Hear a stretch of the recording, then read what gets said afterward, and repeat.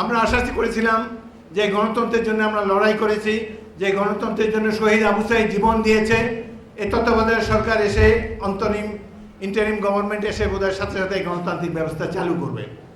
কিন্তু তারা নির্বাচন দিতে খালি গড়িমসি করে। এক ধরনের দল আছে বাংলাদেশে 35টা রাজনৈতিক দল, অনেকগুলার মানে হুন্ডা পার্টি, হাজব্যান্ড আর ওয়াইফ আছে, আর কেউ নেই। দুই একটা আছে সিএনজি পার্টি, 3 জন বসতে পারে, হাজব্যান্ড ওয়াইফ আর পোলা একটা আছে, এই 3 জন মিলে তাদের দল। এরা এসে খালি ভাষণ দেয়, সংস্কারের কথা বলে, এটা বলে ওইটা বলে। এই সংস্কার কমিটিতে আমি একজন নেতাকে জানি, আমাদের দল ভুক্ত আর কি, বিয়ে দিয়ে দেয়, সে তার ওয়াইফকে নিয়ে আসে, দলে আর কোনো লোক নাই। কিন্তু যাই হোক, এখন ভালো, তারা তো অন্তত সৎ পথে আছে।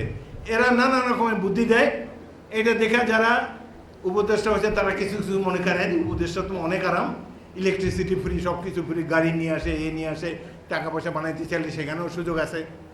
ছাত্র 2টাকে বানাইছে, তাদের সম্বন্ধে এরা অনেক সংগ্রাম করেছে, কিন্তু তাদেরও দ্রুত তারা আত্মসমর্পণ করেছে দুর্নীতির কাছে। এরা তো আমাদের নাতির বয়সী। এই দলটা উঠুক, আমরা চাই এই দলটা, যেহেতু তারা তরুণ, আসে প্র্যাকটিস করুক, ধীরে ধীরে একসময় তারা রাজনীতিতে বয়স হলে নাবালক কাটিয়ে সাবালক উপনীত হয়ে তারা আবার সরকার গঠন করতেও পারে এক সময়।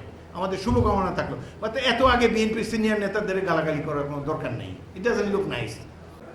কোনো সংকট আমি দেখছি না।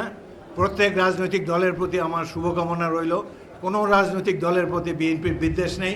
আমরা তো বড় ভাইরে ভাই, সবচেয়ে বড় রাজনৈতিক দল। এনসিপি হলো আমাদের ছেলে নাতিদের বয়সী, কারো বিরুদ্ধে আমাদের কোনো অভিযোগ নাই। তাদের সুন্দর উজ্জ্বল ভবিষ্যৎ আমি কামনা করি, এবং নির্বাচন ফেব্রুয়ারিতে যেদিন বিএনপি প্রস্তুত আছে, জনগণও প্রস্তুত আছে, তারাও সিদ্ধান্ত নিয়েছে। সুতরাং সকল রাজনৈতিক দল যারা ফ্যাসিস্ট হাসিনার বিরুদ্ধে লড়াই করেছে তারা সবাই আমাদের বন্ধু, তাদের জন্য শুভকামনা রইল। ধন্যবাদ। তো যাই হোক, আশা করব এখন বর্তমান সিচুয়েশন অনুযায়ী আমাদের প্রধান উপদেষ্টা যারা প্রফেসর মোহাম্মদ ইউনূস, দেশগত বিখ্যাত, জগৎ বিখ্যাত ব্যক্তি, ভালো মানুষ, তার প্রথমে ইচ্ছা ছিল না, এখন তিনি নির্বাচন দিতে চান। লন্ডনে আমাদের নেতার সাথে বৈঠক করেছেন, তারপরে তিনি ওপেন হয়েছেন, নির্বাচন দিতে চান। কিছু কিছু উপদেষ্টা আবার তাকে ভুল বুঝায়। আর ছাত্ররা তো আছে যে আমরা একটু সাবালক হইলে আমরা কমিটি করতে পারি না, এটা করতে পারি না, এখনও তাদের রেজিস্ট্রেশনই হয় নাই, তো তোরা কীভাবে ক্ষমতায় যাবি রে ভাই, গিভ আস সাম টাইম। কিন্তু এখন যদি নিশ্চিন্ত থাকেন, আপনারা যদি দলের প্রতি অনুরক্ত থাকেন, আপনারা যদি ঐক্যবদ্ধ থাকেন, ইনশাআল্লাহ বিএনপি রাষ্ট্র ক্ষমতায় যাবে, এবং জিয়াউর রহমানের স্বপ্নকে স্বাধীন বাংলাদেশ, গণতান্ত্রিক বাংলাদেশ নির্মাণের জন্য আমরা সর্বশক্তি নিয়োগ করব। মুহাম্মাদুর রাসূলুল্লাহ রাসূলুল করিম, আউযু বিল্লাহি মিনাশ শাইতানির রাজিম।